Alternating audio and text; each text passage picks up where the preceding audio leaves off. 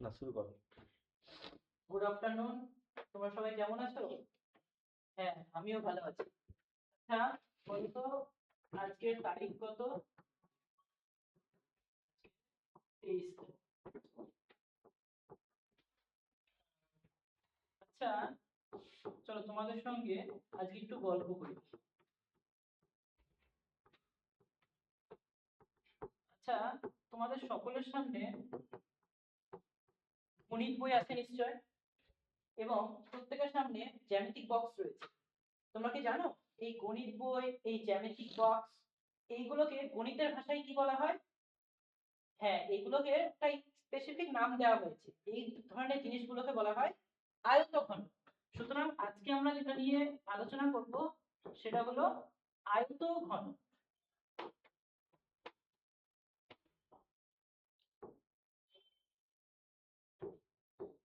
আচ্ছা, এই ধরনের আর কি কোনো বস্তুর নাম তোমাদের জানা আছে? হ্যাঁ, ঠিক বলেছো। ফার্স্ট এড বক্স, ইট, এগুলো হচ্ছে সব আয়তঘন। আচ্ছা, তাহলে আয়তঘন সম্পর্কে আমরা কি জানলাম? তাহলে আয়তঘন হলো একটা ঘনবস্তু যার প্রত্যেকটা তল হচ্ছে একটা আয়তকার, এবং দুটো বিপরীত তলে দৈর্ঘ্য এবং প্রস্থ সমান হবে, এবং সন্নিহিত তলগুলো পরস্পরের সঙ্গে লম্ব হবে। দেখো, তোমরা যে ঘরটাতে বসে আছো, এই ঘরটা কিন্তু আয়তঘনের একটা ভালো এক্সাম্পল। দেখো, এই ঘরের এই তলটা এবং এই তলে, দুটো তলেরই দৈর্ঘ্য প্রস্থ সমান, এবং দুটো তল আহ এই যে এই তলটা এবং এই তলটা, যে পাশাপাশি যে দুটো তল রয়েছে সন্নিহিত তল, এদের কিন্তু পরস্পরের সঙ্গে লম্ব আছে। সুতরাং এইটা একটা আয়তঘনের খুব ভালো এক্সাম্পল। ঠিক আছে, তাহলে আমি যেগুলো বললাম, এক নম্বর হচ্ছে আহ, মানে প্রত্যেকটা তল আয়তকার হবে, আর দু নম্বরে আমরা জানলাম যে দৈর্ঘ্য প্রস্থ সমান হবে বিপরীত তলগুলোর, আর তিন নম্বর জানলাম সন্নিহিত তলগুলো পরস্পরের সঙ্গে লম্ব হবে। আচ্ছা, এই আয়তঘনের আরেকটা নাম আছে, সেটা হলো সমকোণী চৌকোণ।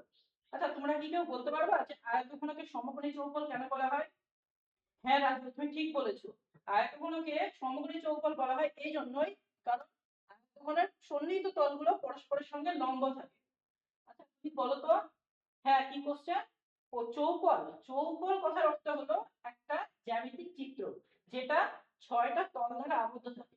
যেহেতু আয়তঘনের ক্ষেত্রে আমরা দেখতে পাচ্ছি যে ছয়টা তল দ্বারা আবদ্ধ থাকে, সেজন্য আয়তঘন হচ্ছে একটা সমকোণী চৌকোণ। এইবার আমরা আয়তঘন সম্পর্কে কিছু গাণিতিক জিনিস আমরা জানবো, যেটা আমাদের অঙ্ক সলভ করতে গিয়ে কাজে লাগে। প্রথমত, এটা হচ্ছে একটা আয়তঘনের জেনারেল চিত্র। এবার আমাকে বলো তো, এই আয়তঘনের আহ,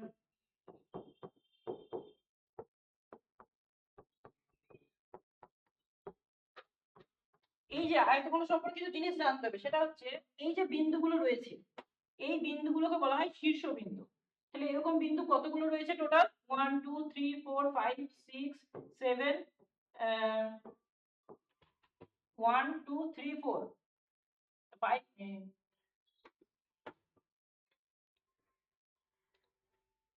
1 2 3 4 5 6 7 8, টোটাল এরকম বিন্দু রয়েছে, অর্থাৎ শীর্ষবিন্দু কতগুলো রয়েছে? 8টা। তাহলে আয়তঘনের শীর্ষবিন্দু সংখ্যা হচ্ছে 8টা।